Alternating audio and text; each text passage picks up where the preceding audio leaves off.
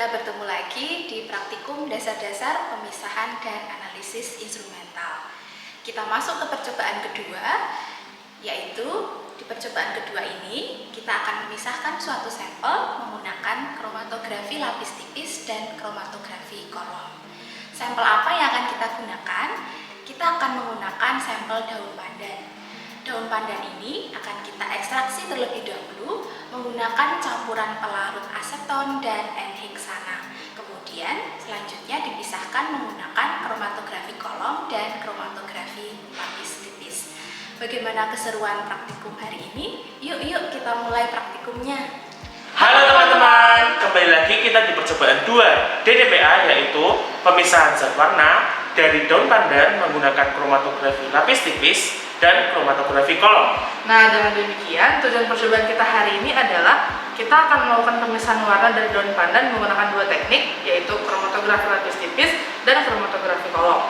Nah, dalam percobaan ini kita akan melakukan 3 percobaan bagian besar, yaitu pertama adalah preparasi sampel, yaitu kita akan maserasi daun pandan dengan pelarut tertentu. Selanjutnya kita akan melakukan pemisahan zat warna dari daun pandan dengan menggunakan teknik kromatografi lapis tipis, teman-teman. Di sini kita akan melihat bagaimana nilai RF atau faktor retensi dari pemisahan warna yang terjadi. Kemudian yang ketiga adalah kromatografi kolom. Jadi dari sini kita akan melihat berapa pemisahan warna yang terjadi, kemudian kita melihat volume dari pemisahan warna yang terjadi. Oke, tanpa lama-lama lagi, mari kita mulai.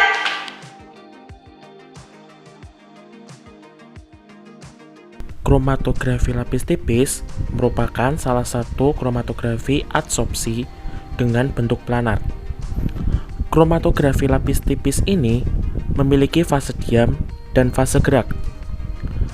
Fase diam pada kromatografi lapis tipis adalah padatan pada plat berupa aluminium atau kaca atau silika, dan fase gerak adalah cairan berupa pelarut organik dan sebagainya yang sama dengan kromatografi kertas. Pada KLT ini diterapkan proses adsorpsi, yaitu penarikan partikel-partikel dari permukaan. Penyerapan ini dilakukan oleh kekuatan lapisan pada permukaan yang biasanya memiliki energi penyerapan lebih tinggi, sehingga penyerapan partikel-partikel kecil lebih mudah dan dapat dilakukan. Proses ini pula melibatkan gaya gravitasi pada kromatografi, sehingga eluen atau pelarut yang naik akan berjalan cenderung lebih lamban. Kromatografi kolom didasarkan dengan prinsip adsorpsi dan partisi. Adsorpsi pada kromatografi kolom melibatkan gaya-gaya dalam kimia seperti gaya van der Waals, dipol-dipol, ikatan hidrogen, interaksi ionik, dan filtrasi.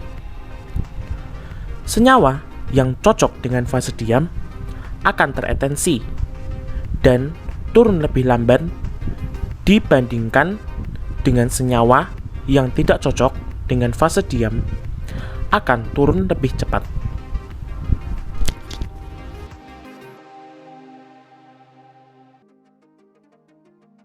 Alat yang digunakan pada percobaan kali ini adalah gelas kimia,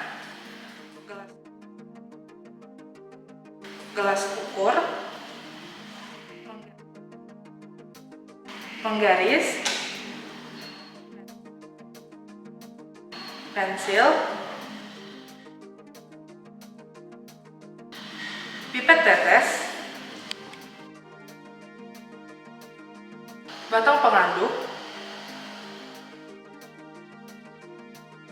spatula, kolom,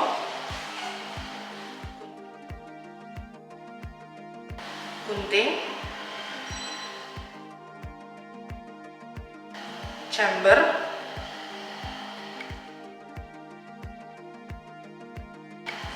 blender, serta statif dan klep. Nah, kemudian bahan yang kita gunakan dalam praktikum ini adalah aquades,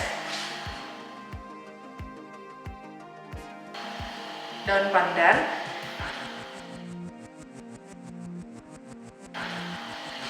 larutan antiheksana,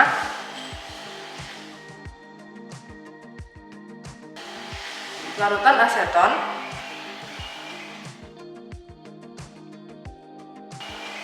silica gel, dan plat KLT.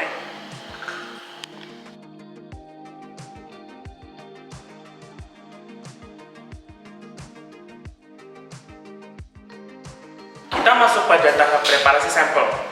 Yang pertama, daun pandan disuci dan dikeringkan. Setelah daun pandan dicuci dan dikeringkan, daun pandan ini akan kita potong menjadi kecil-kecil, kemudian kita blender.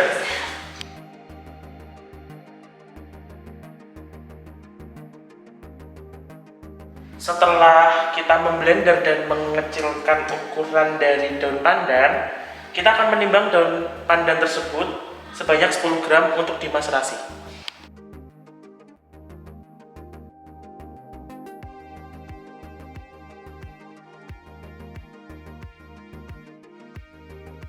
Setelah ditimbang, selanjutnya daun pandan dimaserasi dengan menggunakan pelarut N-heksan dan aseton dengan perbandingan 1:1.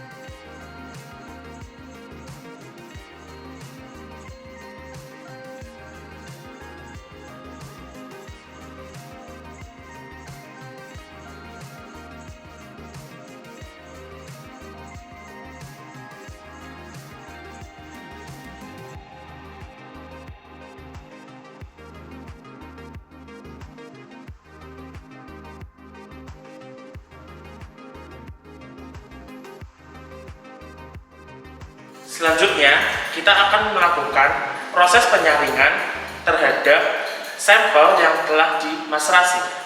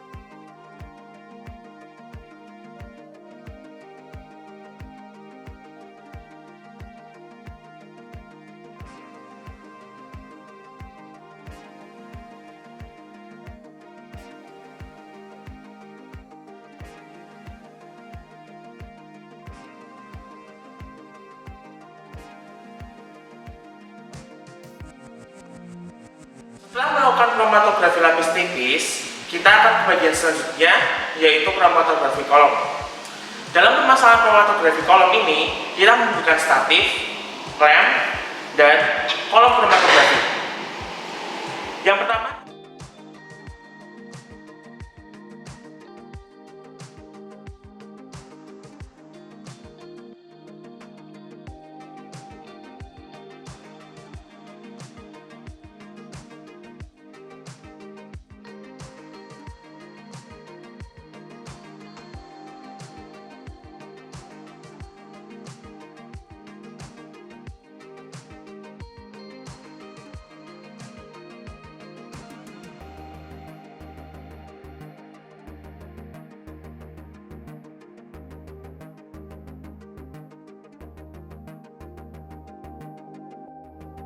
oke, bagian selanjutnya kita akan memisahkan zat warna dari daun pandan menggunakan kromatografi kolom.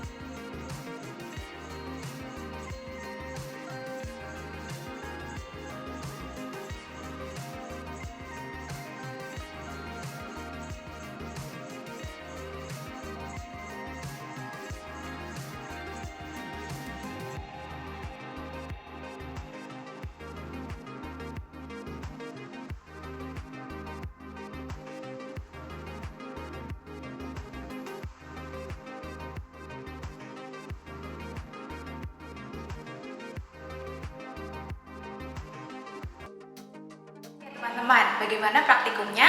Asik bukan?